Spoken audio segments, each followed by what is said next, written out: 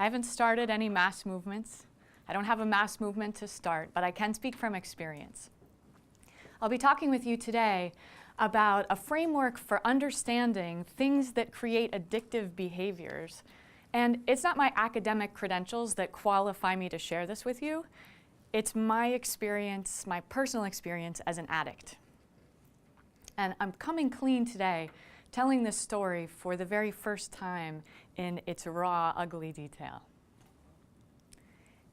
In March of 2012, winter was ending, or so I thought, and the winter of my discontent was beginning when I purchased a device that would slowly begin to ruin my life. And my husband is right here, and he's smiling because he lived through this with me. The device that I purchased was a pedometer. You're thinking, pedometer? But some of you are thinking, I have that pedometer. This wasn't just any pedometer, this was the Strive. They market it as personal trainer in your pocket. No, it is Satan in your pocket, tempting you to walk, and tempting you to walk. So you know how you're supposed to reach 10,000 steps a day as an ideal goal for living a healthy life and being a healthy person? How many of you have tried and measured, tried to reach 10,000 steps a day? It's hard, right? This is not trivial. 10,000 steps is 5 miles. When I was using the Strive, I was going 24,000 steps a day. You do the math. I'm not a distance runner, and if you're walking, the only way that you can reach 10,000 steps a day is by not stopping. So that's what I did. I would arrive at work, I would grab an article, anything that I didn't need to be at the computer to do, and I would pace down the corridor outside my office. I would come home, and while I was eating, or while I was reading, or while I was eating and reading at the same time, or while my husband was trying to talk to me, I would be going in the circuit between the living room and the kitchen and the dining room, and the living room and the kitchen and the dining room. My marriage was deteriorating. I spent a little more time with my daughter. She was 3 at the time. And I only spent time with her because she was willing to sit down with me on my lap and fool with the freaking pedometer with me. So the only people that I was getting closer to at this point in time were my colleague Ernest, who also had a Strive, so we could set challenges and we could compete with each other and we could bond over it, and with the community of freaks on the internet who were addicts like me. I was creating spreadsheets to optimize and track not my exercising, but my virtual transactions in a virtual world that existed on a Strive device. You know the game Farmville? It's that really boring game where nothing happens, but it's so addictive that it helped cause the US economic collapse? Right? Those developers developed a game inside Strive. It's called My Land. Nothing happens except that plants grow and buildings get built and nothing happens. But this game is so addictive that you just can't stop. I guess I would say the last straw was one night, it was midnight, and I was brushing my teeth, I was getting ready for bed, and on the Strive, this pop-up challenge showed up. And these things surprise you. You don't know when they're going to happen. This pop-up challenge comes, and it says, we'll give you triple the points if you just climb 20 stairs. And that's not a lot. 2 flights of stairs, you can do it probably in a minute. So no problem, I go down to the basement, climb 20 sets. I don't have 2 flights of stairs in my basement, but you know, up and down like a treadmill.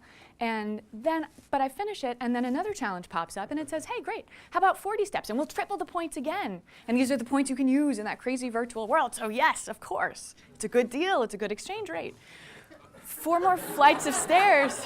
I'm a behavioral economist, apparently. So 4 more flights of stairs, and there are more challenges, and even without the challenges, I find that I can't stop. And between midnight and 2 o'clock in the morning, 2 hours that I had planned on sleeping, I am going like a nutcase up and down the stairs in my basement, 2,000 stairs I climb. I hurt my neck. My neck is injured because my stupid head is bouncing up and down like this, right? And at this time, I had become so neurotic that I was spending hours a day counting my steps, and I found that even when I wasn't moving, I was still counting. The blessing of the stairs episode was the neck injury. When the neck injury happened, I had to take a break from exercising, which allowed me to take a break from the strive. And I finally acknowledged what my husband had been saying for a while, that I had a problem. I would have gone to a 12-step program, but that would have seemed like another challenge. So the only option was to go cold turkey. And at this point, I thought it was my problem. So I gave the strive to my sister. She lives in Cambridge, Massachusetts, and we talk on the phone, and we're communicating with each other. She loves it. She's so happy. It was a wonderful present. And I do notice that many of the times that we talk to each other, she's walking around outside. It seems like a good thing until my mom calls me, and she tells me that my sister Mika has been walking around outside in Cambridge, Massachusetts, which many of you know is an urban area, in the middle of the night, and she's walking for miles. She's taking her life into her own hands when she does this. You guys know there aren't any streetwalkers in Cambridge. It's mostly college kids, but it is urban, and the only women who were walking around at night for miles are crazy. And she's crazy. She's possessed by Satan in her pocket. I found out recently how many times the average Strive user checks their device. And I'm just curious, do you have a pedometer? Have you had one? No. If you had one, how many times do you think you might check it in a day or a week? Probably every 5 minutes. Every 5 minutes. So you would be like me. You would be totally insane. And what I learned is that despite being totally insane, we're not alone. The average Strive user, the average one, not the crazy one, checks their device 29 times a day. What is it about this machine that makes it so compelling? What is it that's so tempting? What I want to share with you is a framework that is the 6 human needs. And this is a framework that was shared first with me by Tony Robbins, who's pulled these needs together, but it's based on solid motivational research in each of these areas. And Tony Robbins' claim is that any behavior that meets at least 3 of these 6 needs is going to become an addiction if it meets those needs in a powerful way. I'm a scientist, and this is the kind of claim that can't be empirically validated, so I can't go out and test it. But you can test it in your own life and see if this works for you. The first of the human needs, I'll share how each of these fits with Strive as we go through. The first human need is for significance. And this is the desire to feel that we are important, that we matter. It's the ego. This is one of the key drivers for human life, human behavior. And in the Strive machine, as I've shared with you already, first of all, you're completing challenges, so you feel powerful, you're kicking ass, and also you have this virtual world where you're playing God. It's the Garden of Eden, and the whole world depends on you. It's powerfully significant.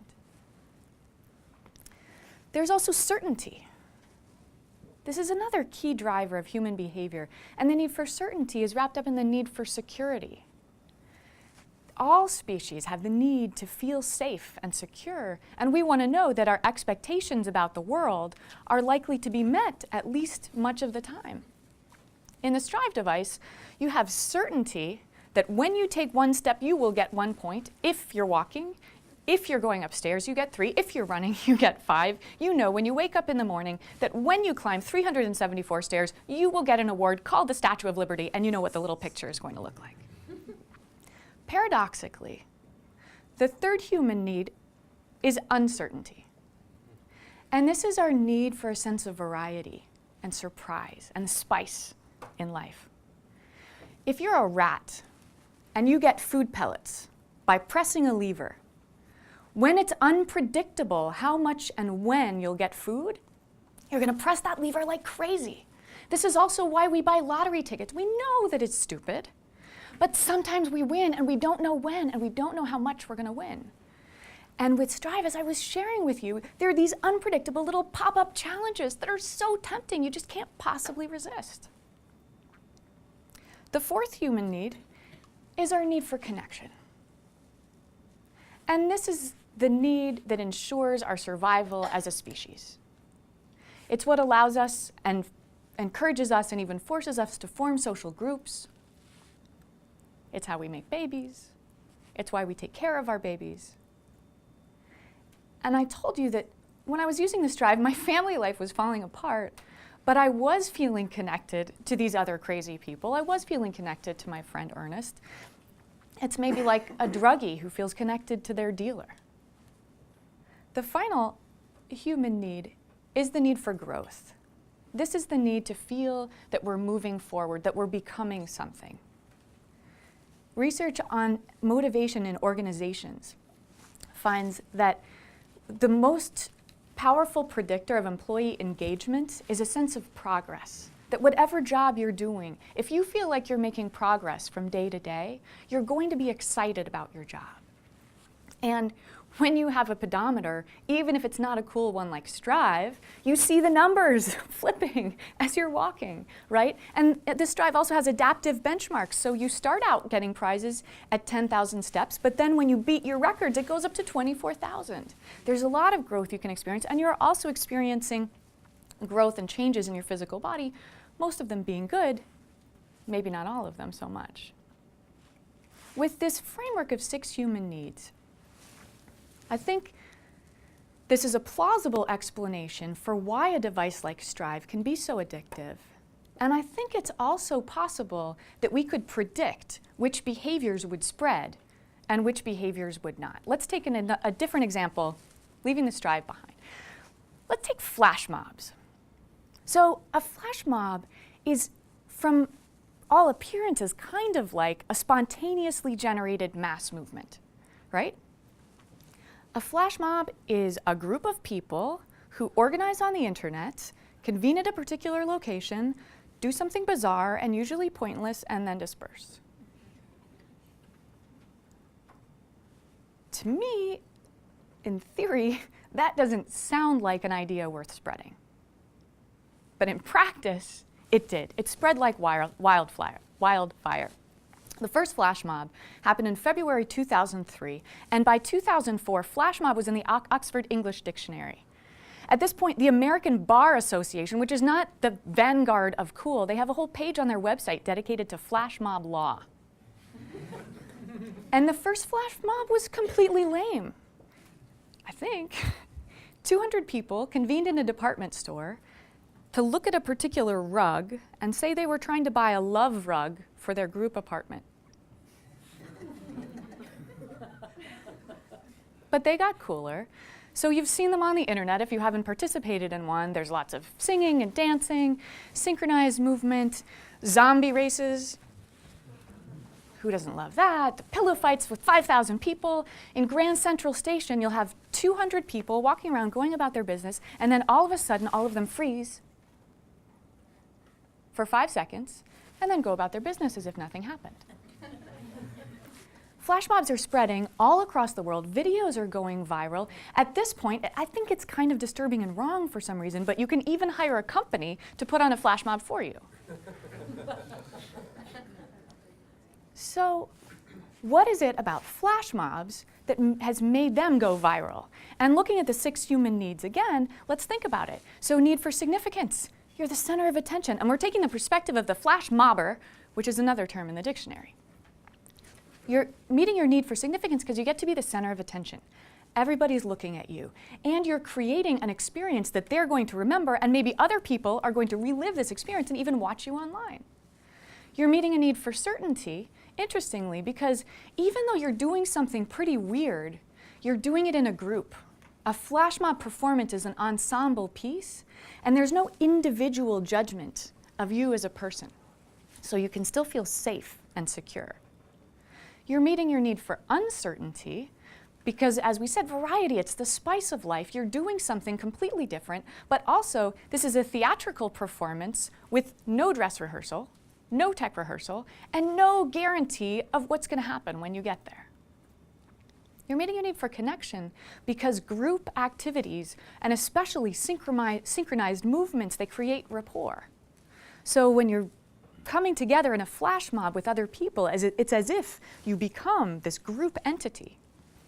And you can also be meeting your need for growth if you are a person who values, as part of your development, being someone who does things that are fun and interesting and spontaneous. You're creating stories that you can share, potentially even with your grandchildren. So flash mobs from this perspective, not so crazy that it became so popular, right?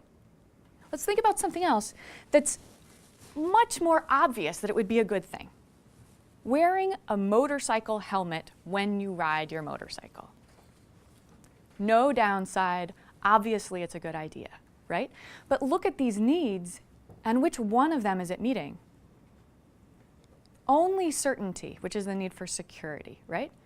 There's nothing else that the motorcycle helmet is meeting. And if you think about it, certainty and security is not the need you're trying to meet when you're riding a motorcycle, right? So not a contagious behavior, and this is why we have to regulate it. My challenge to you, as you leave here, and as you think about these talks that you've seen here today, is that you consider taking this framework and using this as a way that you could develop your own habit, or you could make your behavior that you care about more addictive, help your ideas spread. I would love to hear about it. Thank you so much for listening. And I hope that you will go forth from here and prosper and succeed as you spread awesomeness around the globe.